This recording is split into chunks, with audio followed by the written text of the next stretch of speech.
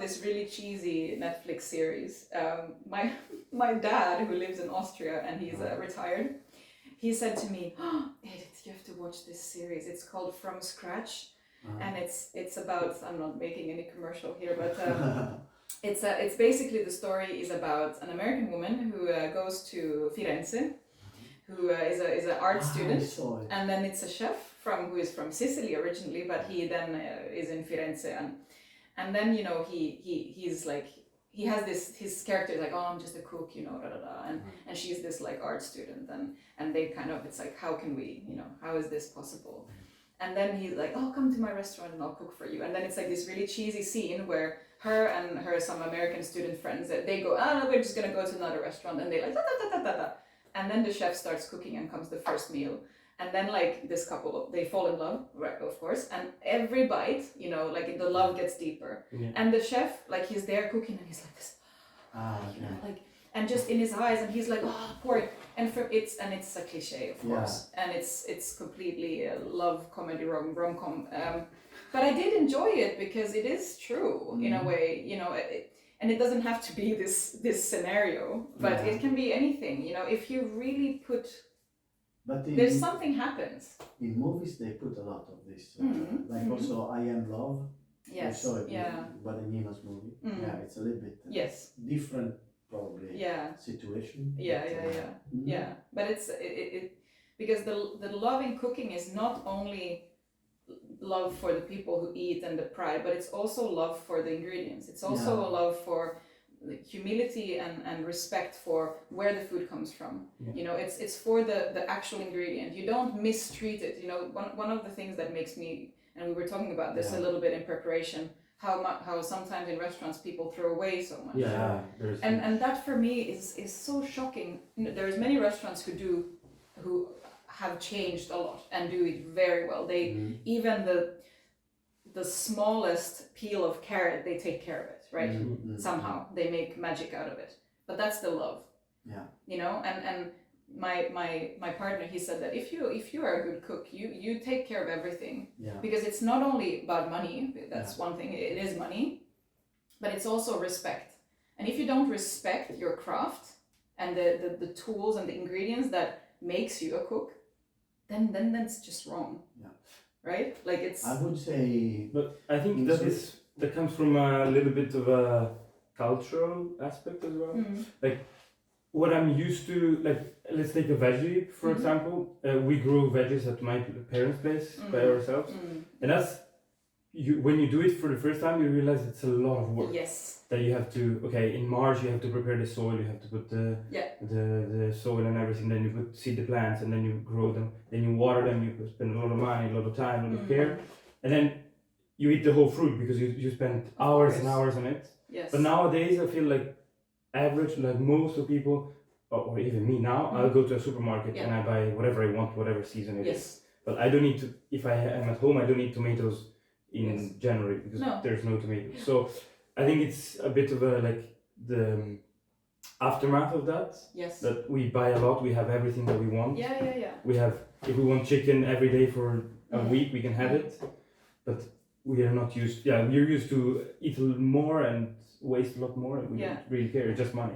That's why, and that's why I work a lot with edible education. Have you heard about that method? And for me, it starts with that. Like it's the first thing that should be done is to take the kids out to some sort of little farm, whether it's an urban farm or a big, it doesn't matter. But they take a tomato seed is a perfect example. It's so teeny tiny, and you don't even think about it because you eat it, right? You don't sometimes even react that it's a seed. And to understand that from that seed can come this huge plant. And very often it doesn't work. That's the thing. Like a tomato plant is quite hard to make, not in Italy maybe, but I haven't grown tomatoes in Italy, but I know how hard it is to get a good tomato planted on your balcony here. But it's hard even in Italy, I would say. I have a friend, he's a farmer, like ecological farmer, and one year he had to close the business because it came like a really, really bad rain. And had absolutely no food for 3 months. So I think there's Speaking about stereotypes, Yes. is it true that kids don't eat veggies? Well, I have one child and she doesn't really eat veggies. She loves carrots. Okay. But yeah, I actually spoke about this Friday evening with a friend of mine who's vegan. And it was late night and we were having a falafel somewhere out by Möllan. And I asked her, because all her she has 2 children and they're all vegan. And I said, how do you feed your kids? You know, I was like, my child, she asks, she's like, I want chicken, I want meat. I'm like, whoa, you know, creating a monster. And she was like, well, you know, it's one thing when they haven't seen anything else. When food for them is vegetables from the get-go, they haven't tasted, you know, these things that children usually like, that are meatballs and little sausages, because it's sweet and salty and fatty, perfect combination of devil's delicious. But they have only seen the vegetable things. So for them to eat hummus, it's normal because that's what they're used to. But she says that it is hard to get them to eat, like, especially like leafy greens. It's something that kids don't like it. It doesn't matter, you know, I've never seen a kid like, oh, rucola, nice, oh, parsley, but you can hide it. You know, I have become a master of hiding vegetables in like little patties or smoothies or even my favorite is a muffin. I make my muffins are green and I'm like, oh, look at the green muffin, look! Spinach and kale and it tastes a little round and sweet because I add bananas and dates. So she thinks she's eating something sweet. But it's not. And then like the first time I made it and I was like, oh my god, this is like, and then she's like, and I started crying because I was so happy that she ate green vegetables, because it's so good for her. So sometimes it's more the shape, the presentation. Absolutely, absolutely. You have to be super creative. Like that's you know, that's sometimes how my criticism towards school food and kindergarten food especially is that if you have a plate and you put boiled carrots, peas, I don't know, cucumber, and then you have some like meat patty or whatever. Of course, I mean it's and yes, I understand that there's a certain theory that says that children want to see what they eat. They don't like the mixing because the neophobia. It's like, oh, I don't know what this is. It's like still inside of them already. But with my child and with some other children that I've experimented on, the shape and the color you can like trick them a little bit. Whether it's good, I don't know, but at this point, you know, I just want her body needs fuel. She can't live on falukorv.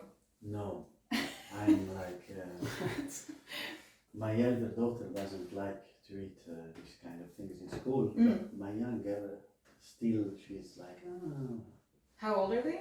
5 and 8. Yeah. But maybe it's somewhere in that age that it starts to open up a little. Yeah, no, but my elder one is very like Italian. Food taste. She's like ketchup on pasta, no. The other one is like because they get ketchup on pasta. Is the second one born in Sweden? Yeah, but the first one in Italy. No. Both are born here. Yeah. Okay. But it takes time, like the brainwashing. Starting. It's like they have 2 different. And they affect each other, right? Yeah. I don't know. It's so funny because I myself, like, I don't. But then again, like, maybe I'm weird, but I don't remember not liking. There was very few things that I did. I was on the contrary excited. One of the things that with salad, I remember my mom has 8 brothers and sisters and a big family. And they are all quite good at making like home food, like traditional Finnish home food. And one of the sisters made her own salad dressing, which was this like perfect combination of like fatty and sour and sweet. And it's just like, I could drink it. It's a bit like a ketchup in that sense, like a drug. And I could eat anything with that salad. With that dressing. And that for me was one of the first sort of like switches in my brain that, salad is tasty. Because I always remember liking salad because it's crunchy and it's... it's sweet also. It's not, it is. But my kids, they like salad. So perfect. You've done a good job. There are, there are like cooked carrots, it's a no. Yeah. But that's not good. It's not tasty. Maybe Softy. if it has a lot of butter and nice No. salt on top, then. But a Yeah. cooked carrot is quite boring. I remember I ate everything except peas because I don't know, I was The sketchy. skin. Yeah, you ate something that was Yeah, I don't yeah. know, it was My, green my, and good. my But the daughter rest- doesn't. yeah. She hates peas. Mm. The skin is Yeah, like yeah. dodgy. Yeah, exactly. Yeah. And it's soft outside. It's like, ugh. Yeah, it's strange for Yeah. a child. Mm. Yeah. I think I ate everything. But, but you went like I had many lunches with my grandparents, Mm. and they were from the generation of the Second World War. So Yeah. it's like you eat everything, Yeah. you finish what you have. Yeah, to that- finish, and- Either you're like, But no, they No. weren't. No. I think my parents were the same. Yeah, It was you just, have to eat. just like this. But I think it's a bit like what I was talking about before. Like, it's maybe they grew up with the conception that you don't always have the supermarket that has everything, and so whenever you get like we always ate at home, so we only had like lunches or like dinners out maybe Sundays. We ate pizza. That's the only thing we went Yeah. out for. So there was always like the conception that maybe next like tomorrow you don't have. In the end, of course you have because it's the 21st century. But the mentality. the was- mentality is yeah, to yeah. finish what you have and don't waste food. Like Yeah. I've barely seen at my house like throwing food. Yes. But it really, I wonder really where that starts because for, in Sweden, in a few my daughter's kindergarten and some others, they have stopped with this, like you have to finish your plate. They call it the pedagogisk måltid, which is the pedagogical meal, and for them it's about kids just coming in contact with food. That it doesn't really matter if they eat as long as they interact with food.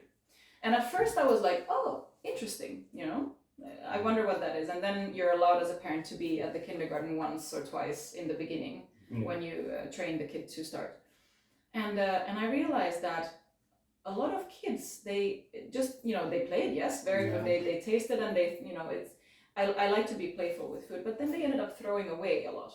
And there was a big brown bag, like visible, like, and they see this.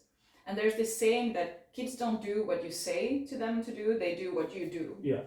And for me, when I saw that, that was like a big, like, like not good.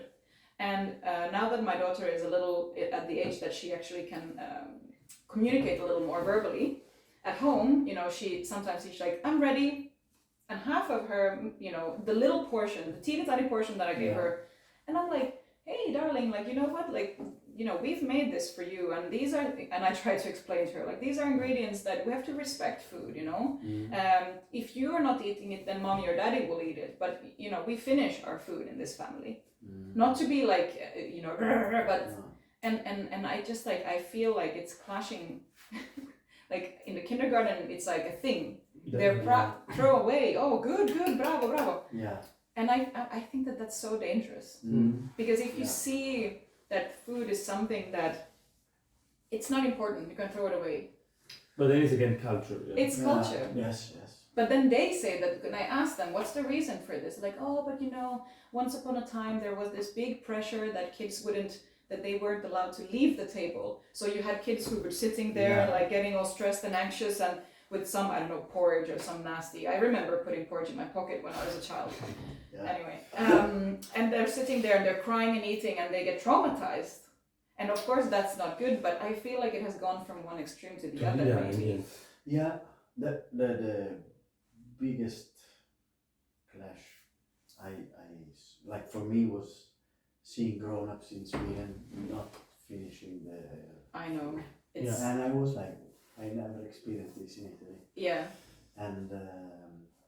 But as you said, like we have more of a. Like there is. We were talking about arancini before. Yeah. Again, what is it? You forget you don't finish your risotto. Yeah. No, Leftover, you make I'm something. talking about restaurants. Yeah, Yeah, but in restaurants, yeah, that's true. you don't finish your pizza, you take it home. You don't. But in Italy there is also the neurosis of finishing because of the trauma of the Second World War. Yeah, I think so. That's. Here it's a lot. But they don't have it. I don't know if we. I mean, seeing like younger, like my age, the people that have my age now, I don't think we have that mentality anymore. So, and I see that in, for example, less people go to normal restaurants or not so fancy restaurants, but traditional. Either they go to expensive or they go to McDonald's or fast food. So I think that culture is a bit fading a little bit. Yeah, but I don't know if it's about respecting food, it's about not wasting it, which is the same. And I think it's also about time. I see when the area around Triangeln here in Malmö, like it's busy, there's a train station, there's a shopping mall. And sometimes when I'm there, you know, waiting for a bus or something, and I just look around because there's a lot of food there. There's a lot of footprints and this is my occupational hazard that I can't. I just look at and I just see food things. There's a trash bin, a big trash bin right outside of the entrance when you go down. And then there's this juice store, right? So there's this thing that happens, and I see people coming out from the juice place, and they have this like big plastic mug full of some, I don't know, pressed, and then they look at the time, they start running, and there's like this much left, and they toss it in the bin. And then one time I went to the bin to see, and I was like, wow, there's so many of that place's juice, you know? And this for me, like had I did an analysis, a more academic one of the foodscape and understand like the mechanisms, I would say that there's some sort of thing there. And had I then wanted to do something about it, I would go to this juice place and say, have you noticed this? Probably not, absolutely they haven't. But I would be creative and be like, hey, can I offer the fast going to the train juice, which is a smaller one, cheaper one, it's a fun concept. You could brand it like a sustainability, you know, whatever, and people would love it. Swedes would love it. They would be like, oh, perfect, you know, in a hurry juice. So don't throw it away. Like you're throwing half of your money away, half of the resources, you know, it's just terrible. And then the repercussions of it that happens to the city of Malmö with the bins and plastic containers that have only, you know, 1/4 of the volume, it fills the trash bin up. So they have to, all of a sudden, there's like a snowball effect. And I see this and I'm like, oh my God, I have to do something. But people don't know that they're part of this system, right? So since you are a food strategist, this is exactly the job the restaurants need. Like I see it, for example, in a pizza place here. They don't eat crust, right? And there are like tons of crusts. And how could we fix this crust problem, for example? Well, first of all, maybe they should make a better dough that would be more tasty. But it happens. I mean, it happens. I have also seen people in Italy who don't eat the crust. I thought that it's only here, but it does happen in Italy too. But I mean, you know, one could start trying to make a pizza without the crust. You know, I know that. Correct me if I'm wrong, but it's in Italy the crust is important. It's a part of the pizza. Like you do it voluntarily, you want there to be a crust.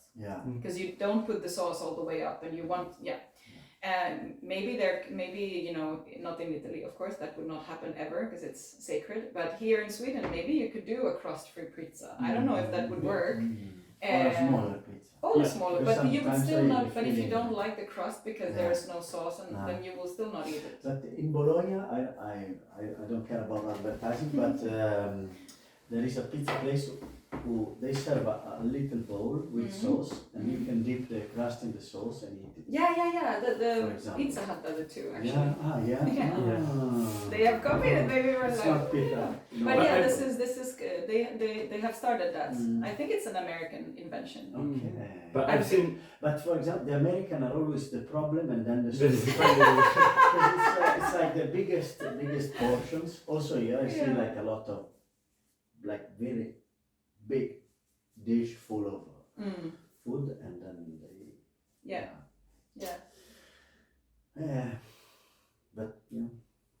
but it's of course, but it's the concept of food waste is a little bit, you know, I think that there's a lot to be done to avoid a lot of food waste on all fronts, not only in production, but on all levels of the food system. There's so many things that are just, it has become this because of an industrialized food system. There are symptoms of a system that is wrong and rotten and dysfunctional. And if someone,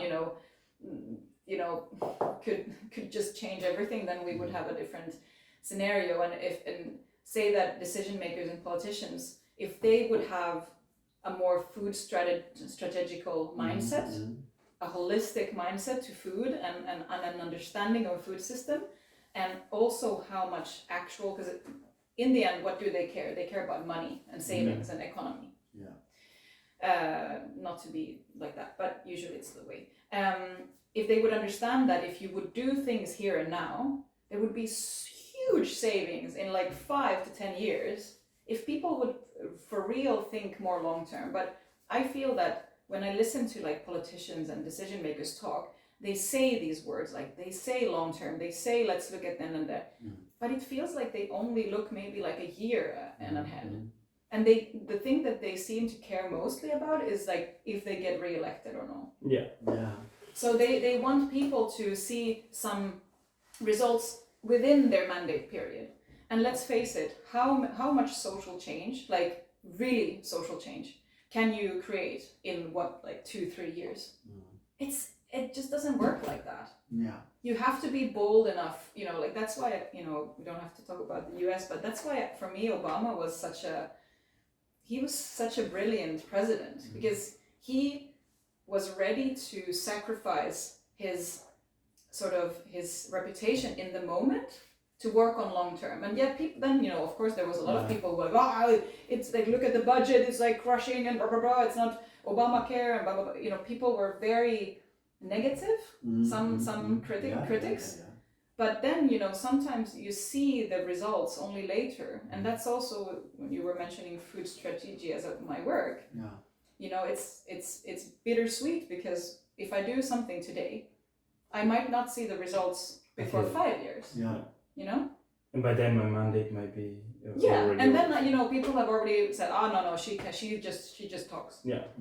And also, like, for a person, personally speaking, we people, we want reward for our actions. We if you keep on doing and doing and doing, and you feel like there's nobody comes to you and says, hey, good job, then it sucks. Your motivation goes down. And it's but this is a kind of it's a bigger problem, right? Probably not only with that. I would say not only with food, but with everything.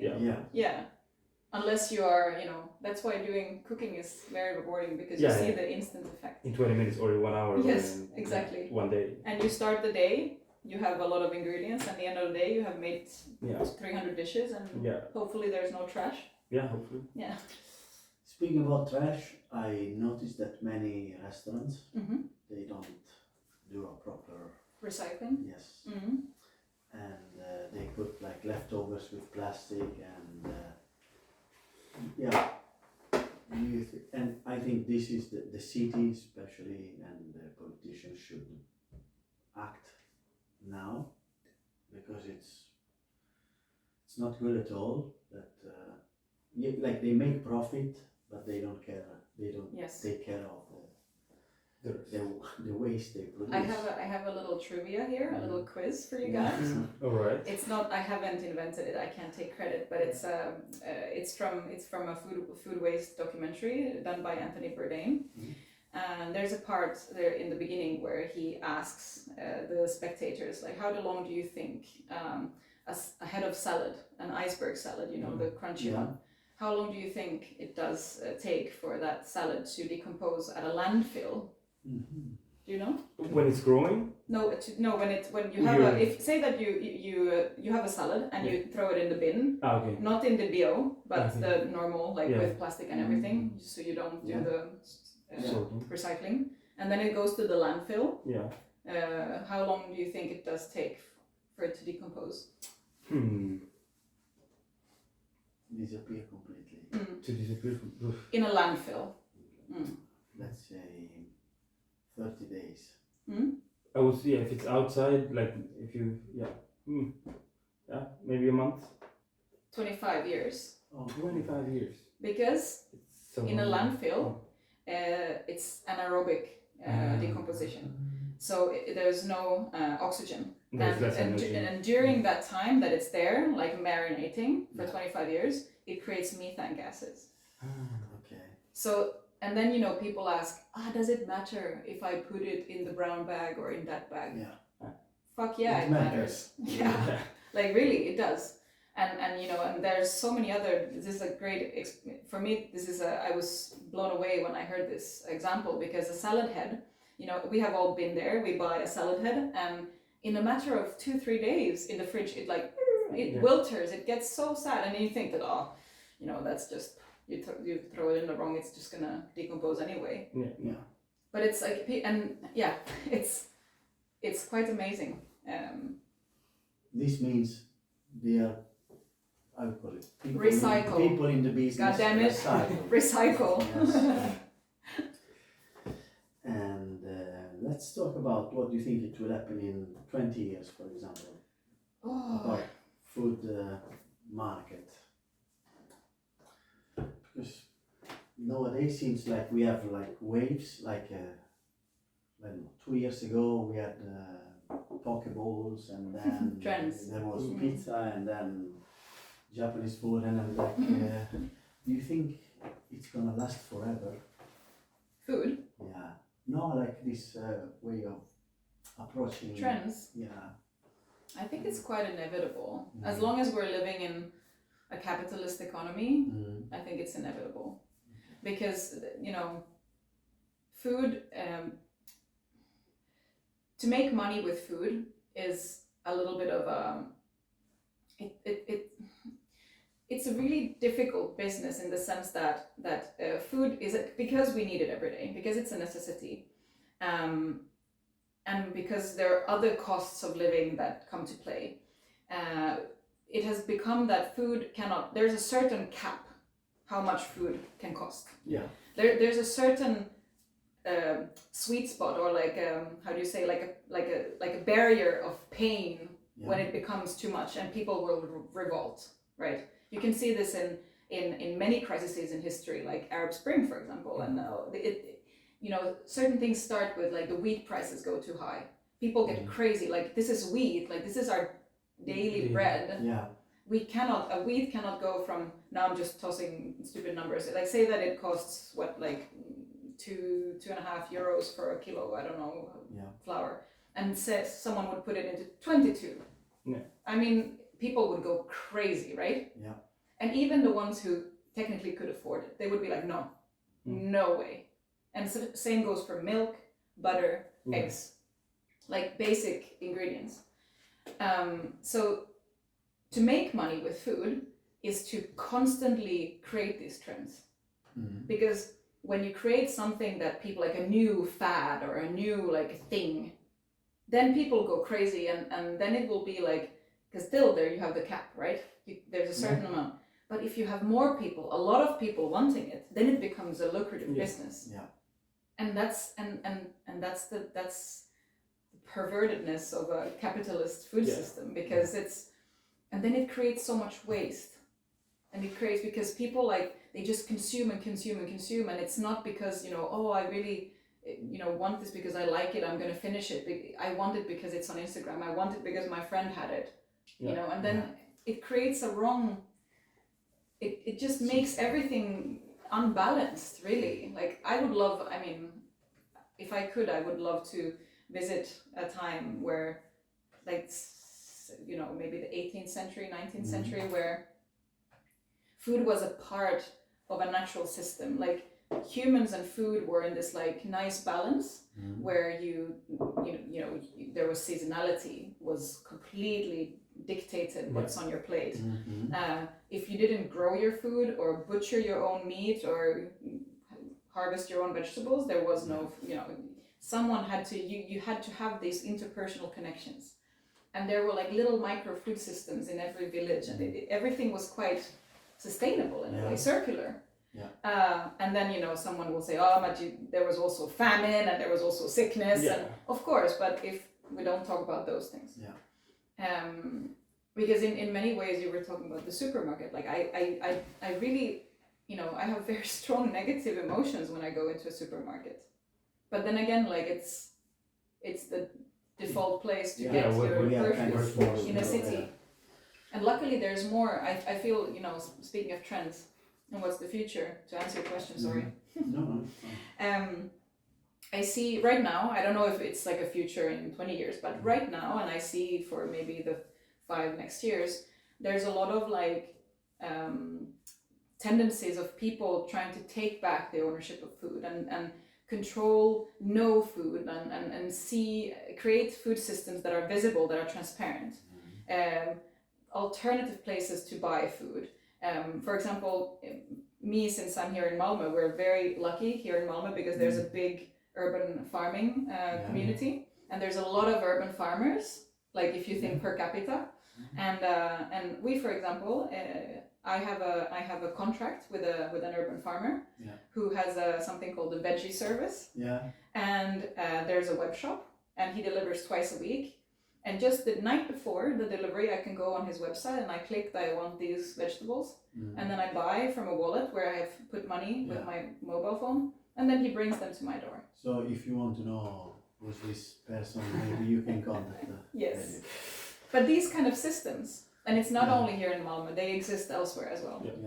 And I speaking about this, I think maybe a difference that I see with other cultures is that here maybe you do it online, where in other countries, maybe Southern Europe, you do it because you know a friend that has a friend that has a and maybe for you guys it's like sounds silly that there's that I buy vegetables from a web shop and then he brings them. Like you would just go to your market, right, back home. And that's but that's also like, how beautiful is that? Like in Italy, I don't think the market will ever. That's like an institution.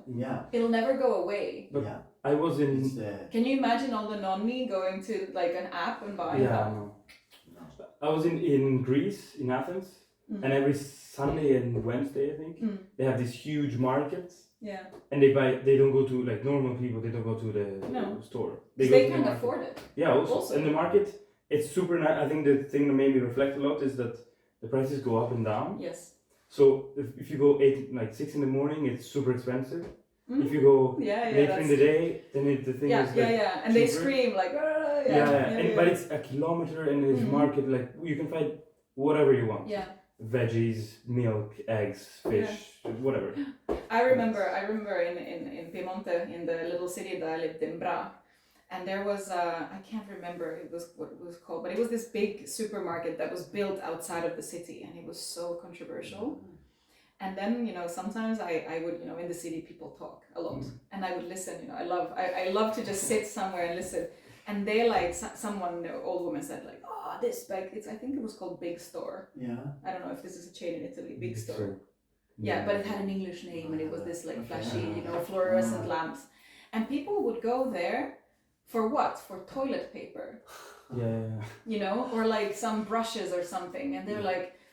And people would say, it's good for one thing, it's good for toilet paper, because it's cheap. Opening a more to sell but it's really interesting, this isn't, I have to say that this is a small town. Maybe if you go to, I don't know, Rome or somewhere, Turin, people would shop in supermarkets too, but to the experience of going to a supermarket, like a equivalent of ICA, where everyone goes there. They go there to get everything they need, right? But in Italy, it was so interesting to see what people would and would not buy in a supermarket. You know, like to get cheese or meat or something. You don't buy that in a supermarket unless you have to, I guess. Because then you would go to your butcher, you would go to your pasta maker, you would go to, you know. And this is again the question of time and stress and like. What can you really do? How much time of your precious day where you have to make money every single minute. Exactly. You know? I need to be fast. I want like, this in oh my god, I already have to put half an hour to make the food. I can't be shopping for 2 hours. I mean, I would love that. I would love to go shopping for food for hours every day. For food, just just to be be there. there. You need 1 hour and a half, 2 hours to find food, 2 hours to cook, and then you have 3 meals. But don't you think that people would be more happy? Like it's if we go back to like caveman times, like our whole life was about getting food.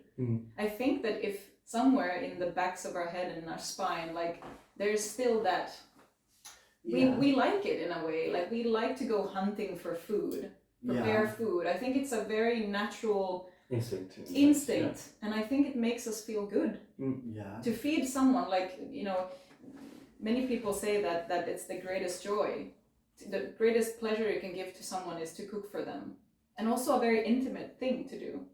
It's the downside of the progress. Yeah. Like we want a lot of services, but we have less time for the basics. Oh, so, I'm so nostalgic. Yeah, a little bit. But I was thinking about slow food. It's an Italian invention, and I wonder if it can be considered democratic, or is for few, or it's elitarian. Italy is the country like where you can eat a pizza for 5-6 euro, and I mean it's you can get good food for cheap compared to Sweden. Yeah. But on the other hand, we have slow food is an expression of I don't think it's snobbish, but it's important the work they do, but at the same time it's not democratic, I would say.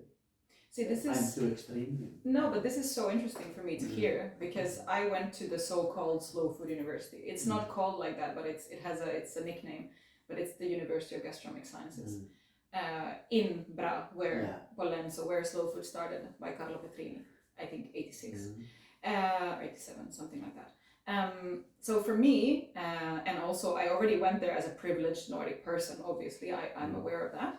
And so I only, or not only, but 80% of the time I only saw the positive things about slow food in Italy. So for me, it's super interesting to, like, how do you, like, you say that it's not democratic, and I agree with you. I agree. Oh, okay.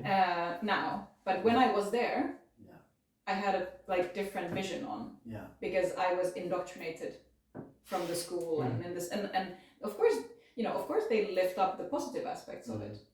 And it wasn't until I got some distance that my mind was free from the universities, like stereotypes or their philosophy or their way of looking. It's about perspective, right? Yeah.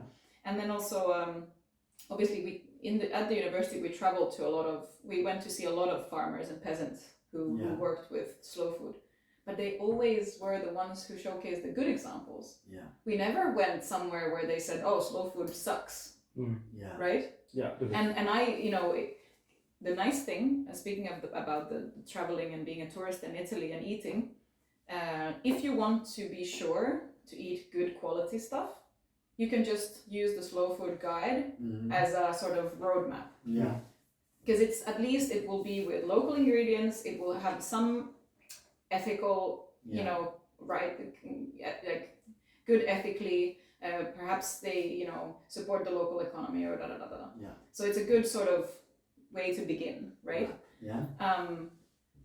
But yeah, tell me, like, how does a normal Italian person who isn't affiliated with the movement, how do you consider it? True, but I was thinking that on the other hand, when we read every year how many people are working as slaves in the south of Italy to pick up tomatoes, for example, it's like it seems that or you have money and you eat slow food or Michelin or like in this kind of restaurants, or you buy food at these farmers, or there is an economy that is unfair and based on slavery, and the tomatoes are cheap, and maybe some markets and also probably big companies, they buy cheap tomatoes in this farm, and then so they can offer like a can of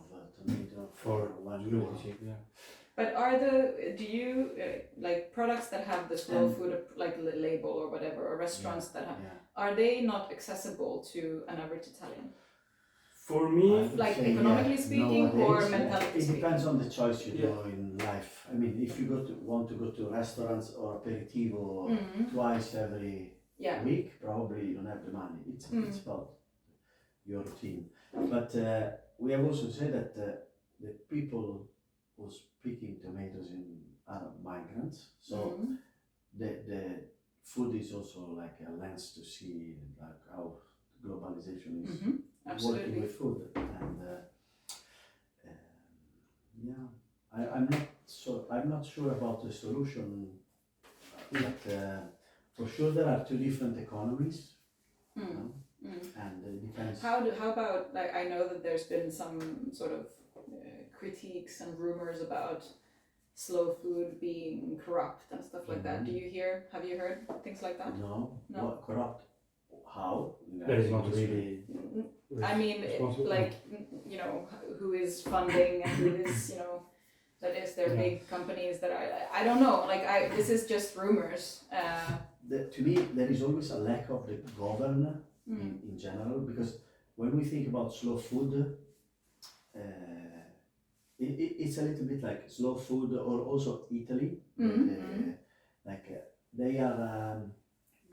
It seems like they created their own rules, and then you have the governor is not present in when there are like migrants picking up tomatoes for 2-3 euro every day, and so the biggest issue to me is like the lack of, like we said before, like the politicians, they don't act, they don't want to change the system in the way that we can eat, that the people can have a fair life, but also eat something that's it's fair. But then there's also, which I think that one of the reasons why slow food in Italy are supported and boosted, maybe, is because they are also a brand of Italy.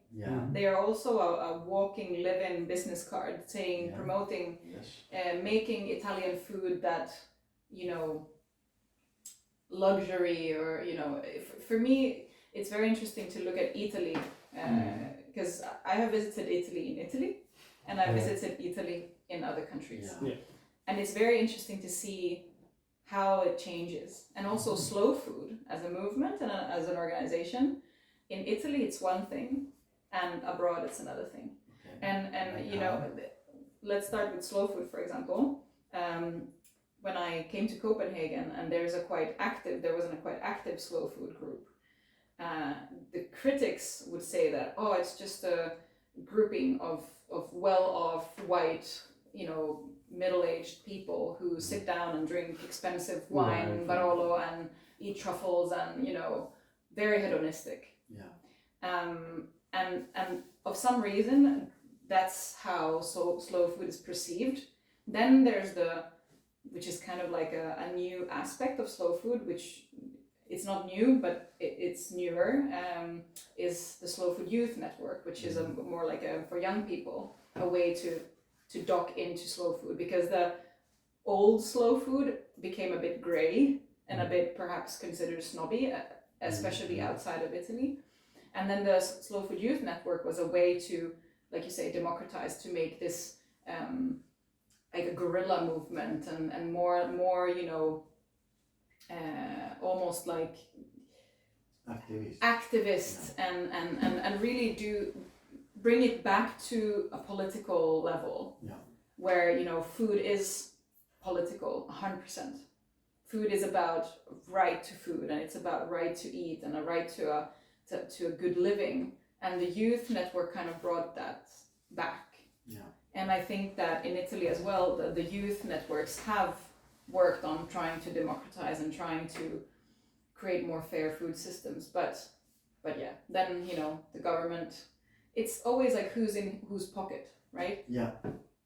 And I mean, I do respect Carlo Petrini, who is the founder, but then again, he's also an old man, and, you know, how he has made his way, you know, people do what they gotta do in the end, right? How to talk about or how to know food. Because for me, it's so crazy that we all eat every day, many times a day, but most of us don't know anything about food. It's like imagine all people driving a car without a license. For me, that's completely, it's insane, truly. But before you talk about holistic approach, Yes. can you say something about it?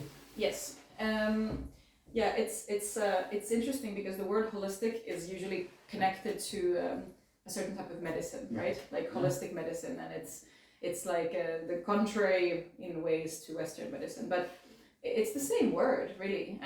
I mean, to understand food from a holistic perspective is to understand the whole, understand it from all aspects, the physical aspects, the agricultural aspects, the economy, the politics, you as an identity, to look at all these things, not separate, but how they affect one another. It's the big picture. Yes, and the holistic way of regarding food is the thing that has to be on a basis to really understand what a sustainable food system is. Because it's a system is not parts, separate parts. It's how things work together simultaneously, in combination with one another. And to understand that, you have to have a holistic approach or a systemic approach, whichever term you prefer.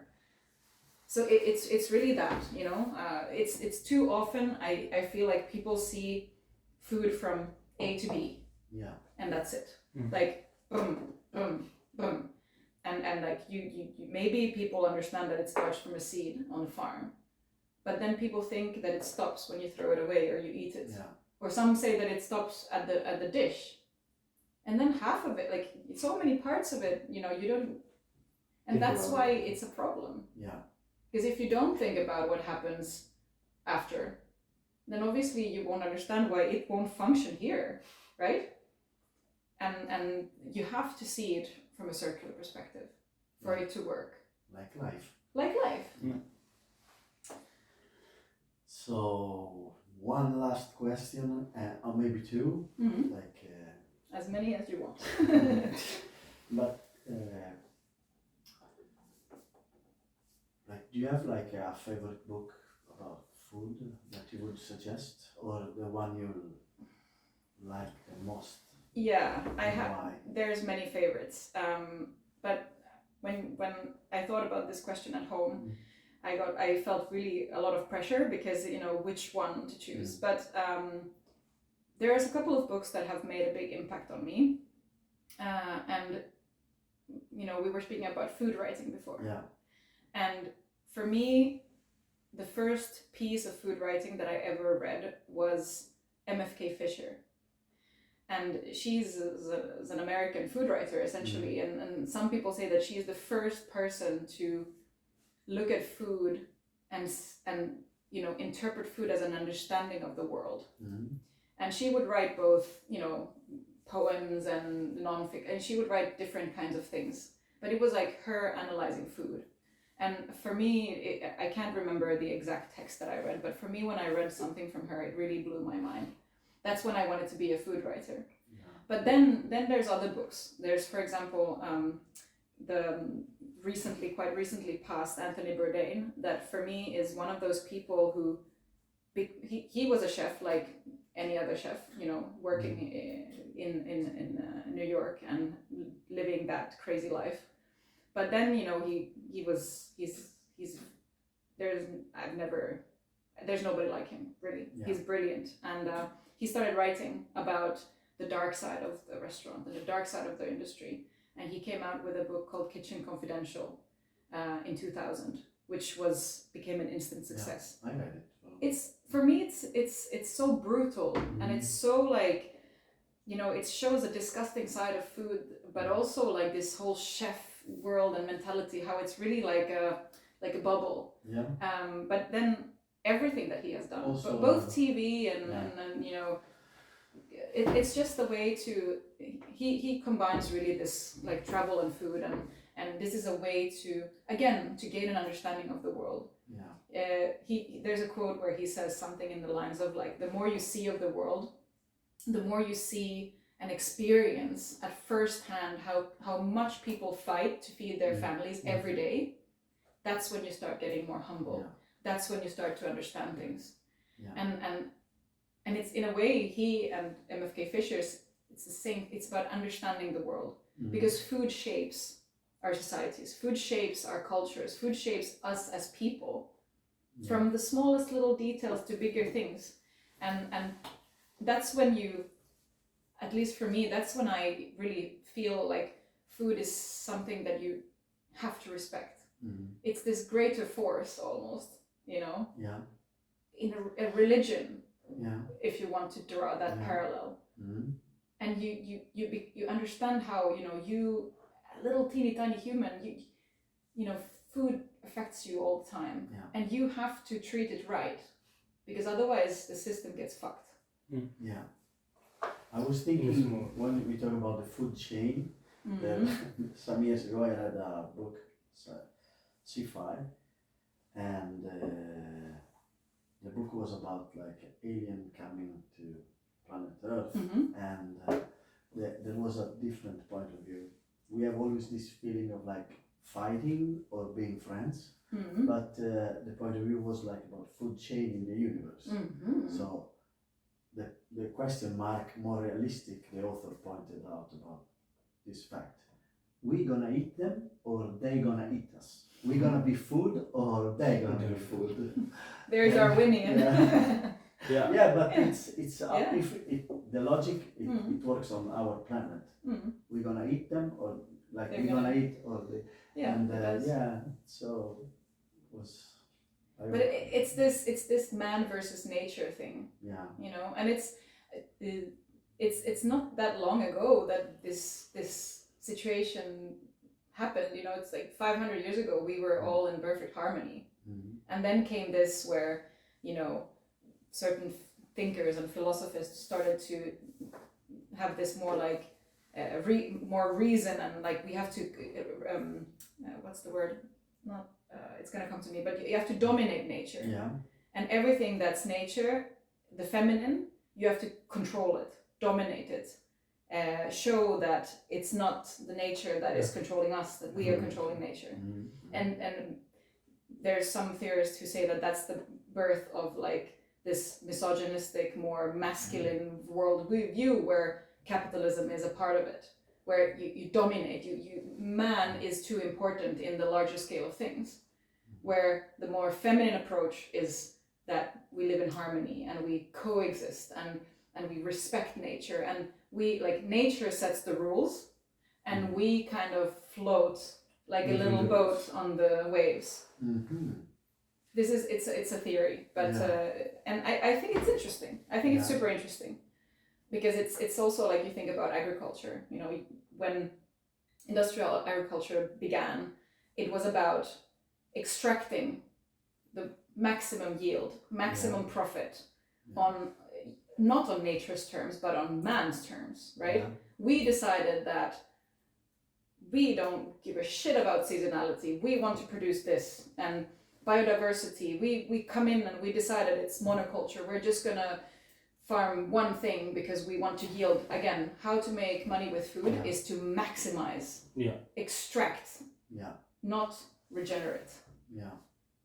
And do you think it's related to like genders? Not gender, but it's a like, for me, masculine and feminine is not about gender only. It's again, it's like how you, there's certain ways of looking at life and philosophies that you can put more in that realm, like that. It's a way of distinctifying those two. But anyway, it was, I read it and I thought it was super interesting, so I took it with me. But I'm not saying that it's just one way to put it. And there are more and more movies about food. Yes. So do you have your favorite, or also you don't have to have one? But also I would suggest some movies about food. We also talked about movies before. TV shows. Exactly. It's always when someone asks directly, then your mind is blank. But of course, one quite modern one. I can't remember exact when it came, but Jiro's Dreams of Sushi was a big revolution in how to portray food in film. I mean, there's a lot of criticism for that film as well, and I agree to some of it, but I have to say that it did really impact me. It really was extraordinary. It's about dedication. It's about dedication. But there's also many things that are, it shows a side of cooking and food that it can be also interpreted as negative. But it aesthetically it's very beautiful.